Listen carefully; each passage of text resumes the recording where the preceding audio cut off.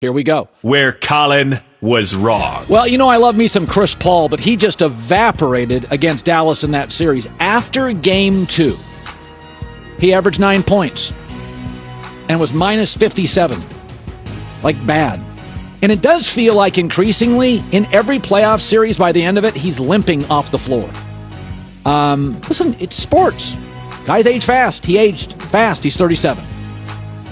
Where Colin was right. I said John Morant. He's remarkable. I really worry about his durability, and he missed the last 3 games against the Warriors. I don't question his talent. He's very Derrick Rose. He's 174 pounds. He's not yet a great shooter. He's a small guy, wildly talented and electric, unbelievably dynamic, a blast to watch, and I love him. But this is Derrick Rose. Kind of fragile.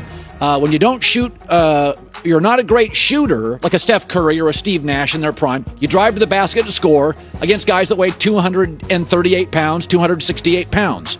So this kind of became twice this year, injuries, long regular season sabbatical, and a hiatus at the end of this series. Where Colin was wrong. Well, I took the Bucks to beat the Celtics in 7, but no Chris Middleton was just too much to overcome. And Boston, I would say this about Milwaukee. They got to get a little more athletic. I mean, Grayson Allen, no. Pat Connaughton, come on, let's get more athletic. Bobby Portis. You won a title, but in the last 6 years, you've been eliminated 4 times in 6 years, first or second round. So, and Giannis, when he's not hitting that mid-range jumper, that offense dries up really, really fast, and Boston's defense made it even tougher. Where Colin was right. The Nets general manager, Sean Marks, called out Kyrie Irving, who I said during the year is the only star I can think of I would trade bench players for. I think he is a chemistry killer. Here's Sean Marks last week. I think we know what we're looking for. We're looking for guys that want to come in here, be part of something bigger than themselves, play selfless, play team basketball, and be available. And that goes not only for Kyrie, but for everybody here. Thank you. General managers, stop pandering. Hold your ground. Be strong. Culture matters. We have now left in the NBA like 4 really good cultures. Thank you. Finally, Sean Marks. And I agree with Ethan. I believe this. Kevin Durant signed off on that. There's no way this stuff's all going public without KD saying, hold that dude accountable. Where Colin was wrong. The Miami Heat eclipsed the Sixers. Miami's a hard get for me. They kind of outlast everybody. What Miami shows you, good coaching, good culture, deep bench, and a commitment to playing hard all the time, it matters in the NBA. They're highly functional, very smart, totally reliable. Listen, they don't have much of they're a weird offense. Like, there are times you're like, I don't know how they're going to score against Boston. I really don't. I don't know how they're going to be able to put together 100-point games against Boston's defense. But culture matters, coaching matters, commitment, bench, from Pat Riley, Spoelstra, Mickey Arison, Jimmy Butler down, you get their best effort every minute. Boston-Miami may not be the most gifted series of all time. It will be one of the more intense playoff series. They've yet to lose a home game in the playoffs. Where Colin was wrong. The Suns didn't lay an egg. They laid a dinosaur egg in Game 7. Good God, Chris Paul and Devin Booker were MIA. They looked tight. They really looked kind of off and scared, and the offense. And, one of the things you kind of find out with Devin Booker, he doesn't really create for others, because what Dallas did defensively is, all right, dude, we're going to turn you into a playmaker. Go make others better. And it's not really what Devin Booker does. They were, to me, easily the best team I saw in the regular season on a consistent basis. I mean, Chris Paul got hurt. They still won. But I was wrong. They laid an egg. Where Colin was right. I said when Russell Wilson went to Denver, it would literally change everything. Did you see the NFL schedule? Nobody's on TV in the first couple of months more than Denver. 4 of the first 6 games are primetime. The NFL has decided as a league, Denver's the most captivating story. Some of these when you get Jacksonville on television, the team playing Jacksonville has to be fascinating. And with Denver and Russell Wilson, it is. Way to go. Where Colin was wrong. I tend to defend Doc Rivers. I know him. I like him. But he's got to own some stuff. A lot of projecting, a lot of blaming others. Hey, listen, man, this team's got talent. Thibault, Embiid, Harden, Maxey, Tobias Harris. Now, they don't have much of a bench, but you got to do better than this stuff. I mean, they got more high-end players than Miami. They just do. And he's got to own some of his stuff. He's got to do better. And as much as I like him personally, he didn't have a good series. Spoelstra did. Where Colin was wrong. Tom Brady is now a colleague. I've been saying for years, Brady's not going to go into running a team. Brady's not going to go into broadcasting. He's too big for that. He's going to go into owning a global brand. Well, he got a nice contract at Fox, and now we're teammates. You know, I knew we'd eventually work together in harmony. Congratulations to Fox.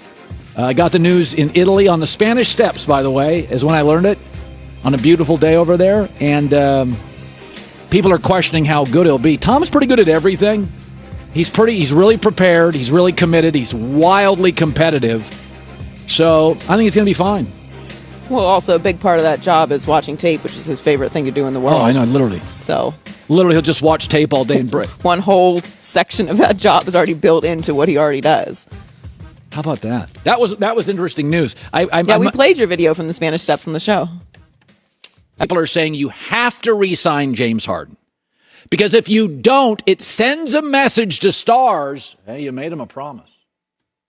Okay. So I went out this morning and on the staff, and I asked the staff, go look at the last 5 or 6 NBA champions. Did any of them have a terrible contract? No. Now, Dallas has one. Davies Burton's $16 million a year. He doesn't play much. It's not a Westbrook contract. It's not a John Wall contract. If you signed James Harden, it would be the worst contract in the league. You're out of the championship window. You don't have to be perfect to be an NBA champ, but you got to have some bench, and you got to be a little flexible at the trade deadline. You got to have flexibility to fix your flaws. You sign Harden, you can't. And I hear this all the time. What kind of message will it send to NBA stars if you don't re-sign Harden? They want their money. Like you'd call up an NBA star and say, we'll give you $170 million. You know, I can't because, you promised Harden. Harden's a dog. He didn't play defense. He quits on teams. He showed up fat in Houston. I mean, that's documented. Players don't look at Harden and go, man, they really screwed over a good guy. They really took advantage of Victor Oladipo or Jimmy Butler or Bam Adebayo. That's different. Harden, Simmons, Kyrie, you get what you get. They're selfish, they're divas, they're difficult, they quit on teams, they won't get vaxxed, whatevs. Philadelphia has an advantage here. Harden was so bad at the end of this series. Number one, Daryl Morey can get saved by his owner. His owner goes out publicly and says, I overruled Morey. We're not signing him. Daryl's off the hook. Daryl can talk to free agents and go, I wanted to sign him, but the owner, crazy guy upstairs, said no. Secondly, fans and media in Philadelphia, very punitive, very loud, will side with a team. Nobody wants Harden back. Nobody wants him back. And the other advantage, other stars want to take care of their families. They don't care. I mean, in a perfect world, you would go to a company that treats everybody well. Tell me an NBA star that's going to be offered $150 million that's going to go, I would have, but 4 years ago, I didn't like the way you treated Harden. It really rubbed me the wrong way. I'm not going to accept the money from a good team. I'm going to go to a crappy team and get less money. People don't think that way. Stars do not think that way. The kind of money that would be offered by Philadelphia is star money. They don't care about Harden. Harden sometimes doesn't care about getting home before a game. He doesn't play defense. He's quit on teams. He comes in out of shape. That's why he dies at the end of a playoff series. So Philadelphia cannot sign Harden. Let him opt in for 1 year. If you signed Harden, look at these numbers. It's over. It's over. I like that they won the trade. And I still think at least their guy played. Harden played. But you can't sign him. Let him opt in for a year, and then at the trading deadline, move him. And if he doesn't want to show up and he wants to pout, good. But I'm sorry. I think the core four is very, very good for Philadelphia. Embiid's 29 a game star, MVP level guy. Maxey is an ascending star. I can get 22 a night from him. Tobias Harris is a 3 or a 4. Go get a Spencer Dinwiddie. Go get a really good player. Thibel's a great defensive player.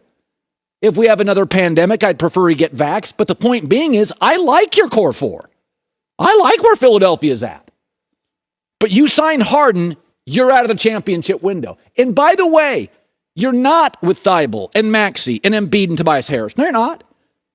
Because now you can go get what Miami has if you don't sign him long term. A bench. A legitimate backup center if Embiid gets banged up, which he is prone to do. That's kind of a perpetual issue. But go back and look at the great championship teams in the last 5-10 years. Not a lot of terrible contracts. Because you have one, no bench, no flexibility, and championship teams need both. All right. I got good stuff today. We're just,